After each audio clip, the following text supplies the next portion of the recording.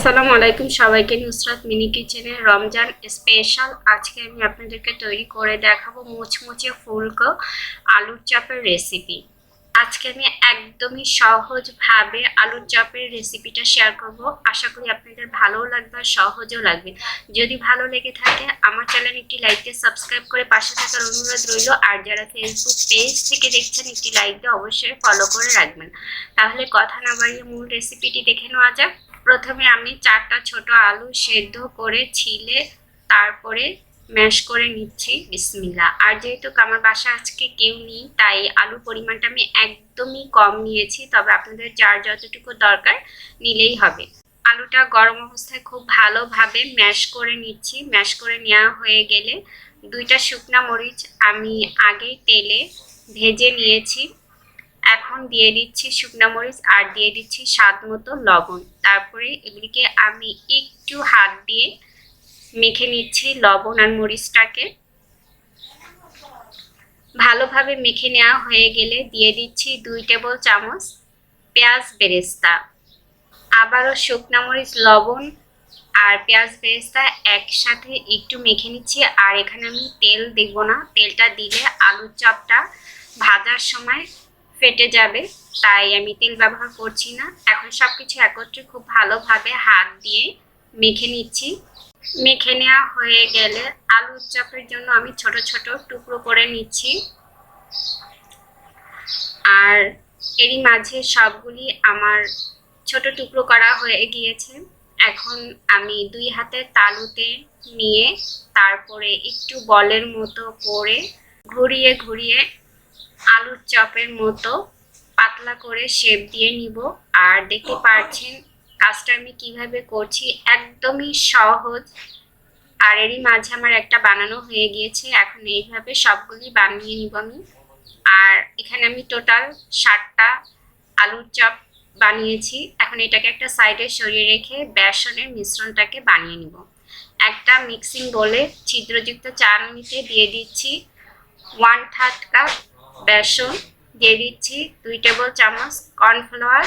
এখন এই শুকনো উপকরণগুলোকে আমি ভালোভাবে চেলে নিব। চেলে নেওয়া অবশ্যই জরুরি, কারণ এতে ময়লা থাকে। আর চেলে নিলে স্মুথ একটা ব্যাটার পাওয়া যাবে।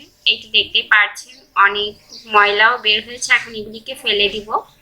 দিয়ে দিচ্ছি সামান্য পরিমাণ বেকিং সোডা, দিচ্ছি 1 টিস্পুন আদার গুঁড়া আর রসুনের গুঁড়া, দিয়ে দিচ্ছি 1/2 টেবিল চামচ লাল মরিচের গুঁড়া, সামান্য হলুদের গুঁড়া, সামান্য জিরার গুঁড়া, দিচ্ছি স্বাদ মতো লবণ। এখন একটা উইক্স দিয়ে ভালোভাবে মিশিয়ে তারপরে নর্মাল তাপমাত্রায় পানি অল্প অল্প করে দেব আর মেশাতে থাকবো। পানিটা আমি একবারে দেব না, দেখবো আমি কতটুকু লাগে। আর আপনাদেরকে ঘনত্বটা আমি একটু পরে দেখাচ্ছি। আর আমার প্রচুর ঠান্ডা লাগছে, যার কারণে কথা বলতে খুবই কষ্ট হচ্ছে। তো যাই হোক, এখানে আমার 1/2 কাপের মতো পানিটা লেগেছে। এখন এই ব্যাটারটাকে 4-5 মিনিটের জন্য খুব ভালোভাবে ফেটিয়ে নিতে হবে। যখন দেখবেন যে সাদাটে হয়ে গিয়েছে, একটা ফ্লাফি ভাব, তখন বুঝতে হবে যে ব্যাটারটা হয়ে গিয়েছে। আর স্মুথ একটা ব্যাটার এখানে তৈরি করে নিতে হবে যাতে কোনো লাম্পস না থাকে। এবার আমি আপনাদেরকে একটু ব্যাটারের ঘনত্বটা দেখিয়ে দিচ্ছি। একটা চামচ দিয়ে আমি উপর থেকে ফেলে দেখাচ্ছি।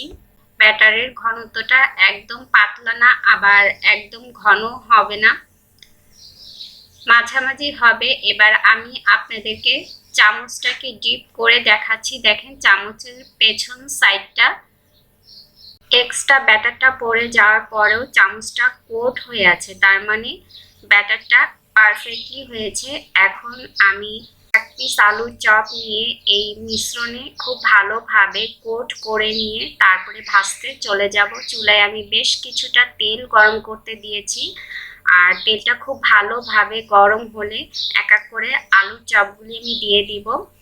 আর আলুর চপ ভাজার সময় তেলের পরিমাণটা একটু বেশি দিতে হয়।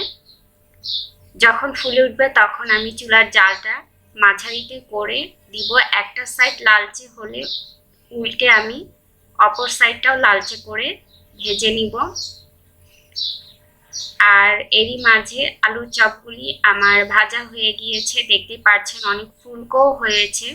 এখন আমি তেল থেকে তুলে নিব, এইভাবে বাকি চপগুলো ভেজে নিব। আর এরই মাঝে আমার সবগুলি আলুর চপ ভাজা হয়ে গিয়েছে, দেখতে পাচ্ছেন মাশাআল্লাহ কতটা মুচমুচে ফুলকো আর লোভনীয় হয়েছে। আমি আপনাদেরকে একটু দেখাচ্ছি, আশা করি শব্দটা শুনেই বুঝে গেছেন।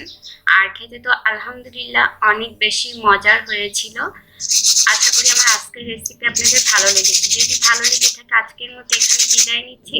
সবাই অনেক বেশি ভালো থাকবেন, সুস্থ থাকবেন, সবাই সবার জন্য দোয়া করবেন। আল্লাহ হাফেজ।